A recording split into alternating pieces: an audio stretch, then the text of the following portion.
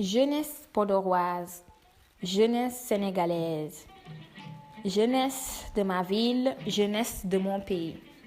Ceux qui me connaissent savent que depuis toute jeune, ou même petite on peut dire, j'ai toujours eu en moi l'instinct de défendre les idées que je trouve bénéfiques et de prôner en prenant la parole ou en stressant à travers mon comportement l'importance de certaines valeurs comme l'amour du travail, l'amour du prochain, le courage, la patience.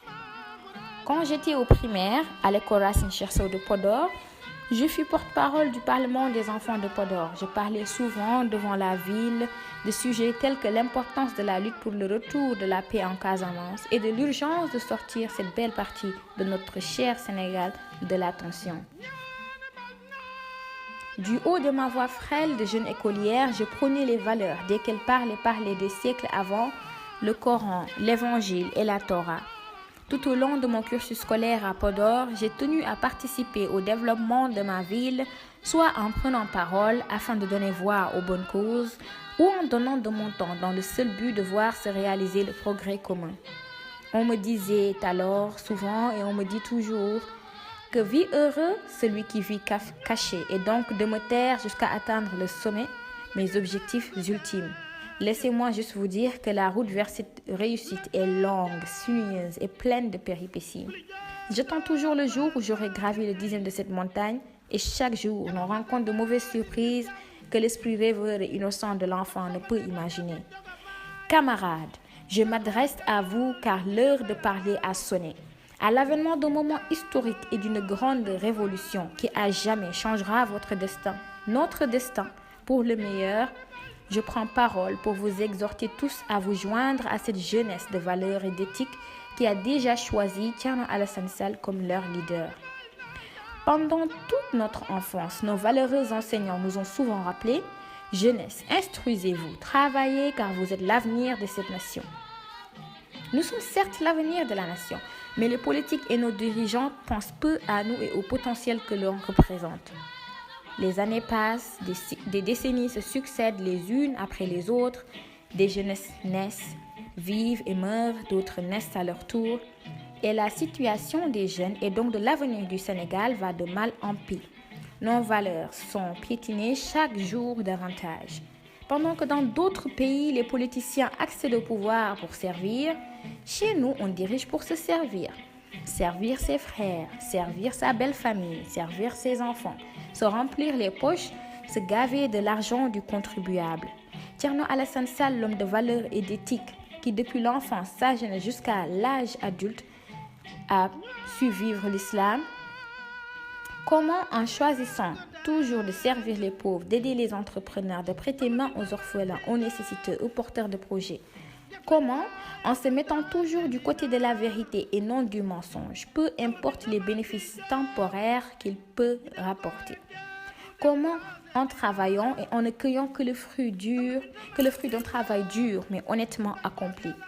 Comment, en visant l'excellence tout en vivant dans l'humilité et le respect de l'autre? Comment, en ne repoussant pas le pauvre ni l'enfant? Comment, en respectant tout le monde, jeunes, vieux, enfants, hommes, femmes, voisins proches et lointains? Jeunesse de mon pays, l'avenir de notre chère nation est aujourd'hui pris en otage. Quant au Sénégal, on voit des Sénégalais devenir milliardaires du jour au lendemain pour avoir passé quelques années en politique. Quand on voit dans un pays pauvre comme le Sénégal, nos ressources naturelles gérées avec un manque de transparence et de rigueur criard, notre or, le pétrole, le gaz, le zircon, et des dirigeants se départager même nos terres dans le Fouta, entre eux et avec même des étrangers. Quand on voit au Sénégal des ministres remercier la première dame pour avoir pu influencer les décisions de son mari et avoir ainsi pu les aider à accéder au pouvoir, quand on voit au Sénégal des anciens ministres devenir plus riches que Macron, Obama et j'en passe, l'on devrait, chers compatriotes, se lever, s'alarmer et s'empresser de prendre action. Thierno Alassane Sall a été ministre plusieurs fois et jamais il n'a pris de maison de fonction. Il refusait ce qui lui était dû pour la simple raison qu'il se suffit toujours de ce qu'il a et se contente d'une vie simple et humble. S'il refusait en tant que ministre les privilèges qui lui ont été accordés, qu'en est-il alors de ce qui ne lui appartenait guère? Thierno Alassane Sall aurait pu, comme ses pères, devenir milliardaire ou c'est à la tête du ministère de l'énergie par exemple. Mais il s'en est allé. Les actions parlent plus fort que les mots. Je m'en arrête là donc.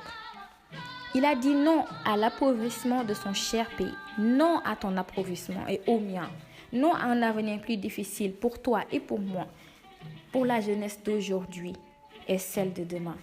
Il aurait pu prendre à son compte quelques petits milliards. 1, 2, pourquoi pas 8 8 milliards ne feraient pas de mal. Rions un peu. S'il l'avait fait, on serait à sa trousse, car la justice d'aujourd'hui s'incline face aux détenteurs de pouvoir et s'acharne sur les adversaires de ces derniers. Demandons-le au khalifa Karim Aïda. Souvent, on revisite l'histoire pour se trouver des héros.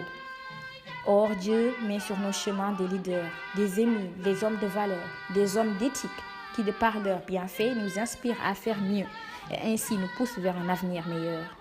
Thierno Alassane Sall est de ces hommes intègres que j'ai vu lire le Coran, philosopher sur la vie, vivre le Coran, faire le bien et défendre le bien.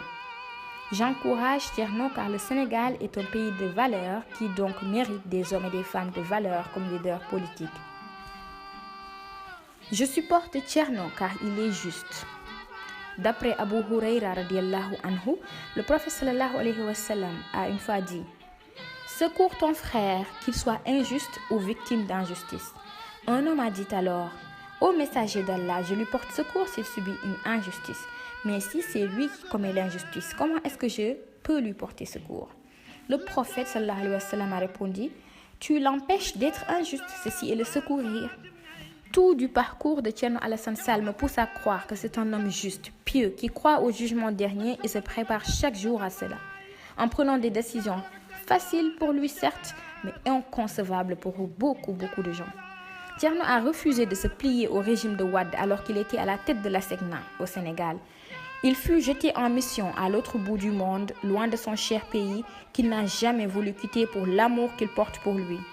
Et aujourd'hui encore, Thierno Alassane a refusé de se plier au régime actuel pour des raisons claires à nos yeux. Nous disons non, Ngoné Latyr, mais disons non. Thierno a dit non à la mode actuelle de prendre pouvoir pour réussir à vie, ila yawmiddin. Thierno a dit oui au travail bien accompli, à l'honnêteté et à l'amour de la patrie. Thierno a répondu présent quand il a été appelé à servir et absent quand les décisions qu'on voulait lui faire prendre n'étaient pas dans l'intérêt du Sénégalais. Ô vous, hommes et femmes de valeur, la République des valeurs vous appelle à vous joindre à ses rangs. Merci beaucoup.